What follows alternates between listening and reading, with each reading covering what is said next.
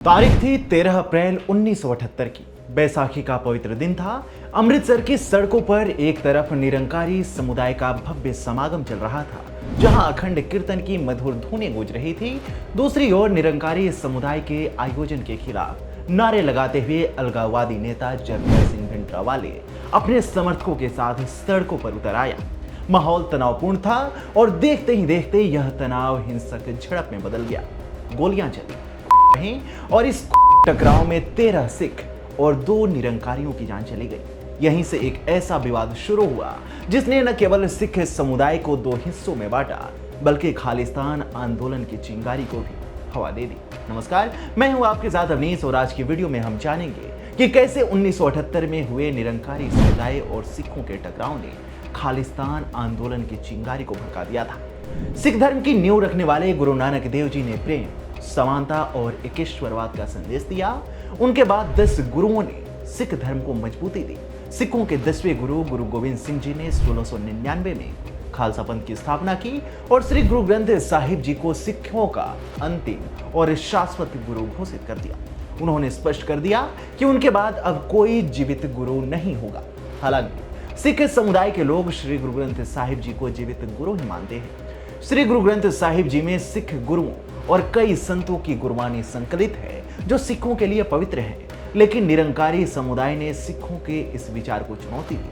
1919 में बाबा बूटा सिंह द्वारा शुरू किया गया निरंकारी मिशन आज भी जीवित गुरु की परंपरा पर विश्वास करता है। उनका कहना था कि सिखों का गुरु केवल एक जीवित इंसान ही हो सकता है, न कि कोई ग्रंथ। शुरू में निरंकारी सिख धर्म का हिस्सा माने जाते थे, लेकिन उनके इस विचार ने सिखों के कट्टरपंथी समूहों को आग बबूला कर दिया। निरंकारियों ने जातिवाद, दहेज, शराब और सामाजिक बुराइयों का विरोध किया, भजन कीर्तन पर जोर दिया और ईश्वर को पाने का रास्ता तलाशने की बात कही। लेकिन कुछ सिख कट्टरपंथियों ने इसे श्री गुरु ग्रंथ साहिब जी का अपमान माना। धीरे धीरे यह वैचारिक मतभेद गहरे टकराव में तब्दील हो गया। 13 अप्रैल 1978 को अमृतसर में निरंकारी समुदाय का एक समागम हो रहा था। यह समागम उनके लिए एक धार्मिक आयोजन था, लेकिन जरनैल सिंह भिंडरावाले के नेतृत्व में सिख कट्टरपंथियों ने इसे सिख धर्म के खिलाफ साजिश के रूप में देखा। भिंडरावाले ने अपने समर्थकों के साथ इस समागम के खिलाफ एक बड़ा विरोध मार्च निकाला। माहौल गर्म था और बात इतनी बढ़ी कि दोनों पक्षों में हिंसक टकराव हो गया। गोलियां चली, तलवारें चमकी और इस झड़प में 15 लोगों की जान चली गई। इस घटना ने सिख और निरंकारी समुदायों के बीच की खाई को और चौड़ा कर दिया। सिख कट्टरपंथियों में गुस्सा भड़क उठा। इस टकराव ने जरनैल सिंह भिंडरावाले को एक उग्र नेता के रूप में स्थापित कर दिया, जो बाद में खालिस्तान आंदोलन का चेहरा बन गया। विवाद यहीं नहीं रुका। 24 अप्रैल 1980 को निरंकारी समुदाय के तत्कालीन प्रमुख बाबा गुरबचन सिंह की दिल्ली में उनके मुख्यालय पर गोली मारकर हत्या कर दी गई। रात के 11 बजे उन पर गोलियां बरसाई गई। 6 गोलियां उनके सीने में धंसी और उनकी मौत हो गई। यह सिख कट्टरपंथियों द्वारा की गई थी, जो निरंकारियों के बढ़ते प्रभाव से खफा थे। बाबा गुरबचन सिंह का तत्कालीन प्रधानमंत्री इंदिरा गांधी से करीबी रिश्ता था, जिसने सिख कट्टरपंथियों के गुस्से को और ज्यादा भड़काया। उस समय निरंकारी मिशन का प्रभाव तेजी से बढ़ रहा था। उनकी 450 से ज्यादा शाखाएं थीं और इंदिरा गांधी के समर्थन ने उन्हें और मजबूती दे दी थी।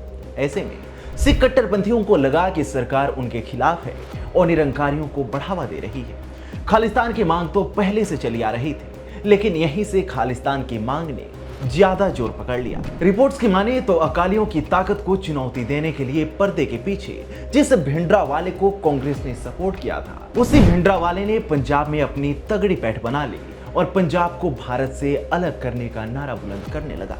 नतीजा यह हुआ कि पंजाब में आतंकवाद का दहशत बढ़ने लगा।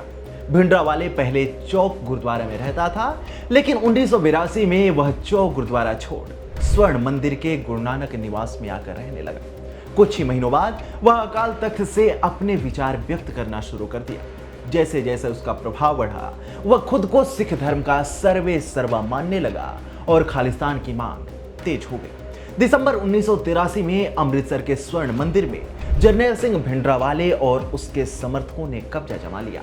उसकी मांग एक अलग खालिस्तान राष्ट्र की थी। तत्कालीन प्रधानमंत्री इंदिरा गांधी ने पहले बातचीत की कोशिश की, लेकिन जब कोई हल नहीं निकला तो उन्होंने 5 जून 1984 को ऑपरेशन ब्लू स्टार को हरी झंडी दे दी। यह सैन्य ऑपरेशन स्वर्ण मंदिर को खालिस्तानी आतंकवादियों से मुक्त कराने के लिए था, लेकिन इसका परिणाम उल्टा हुआ।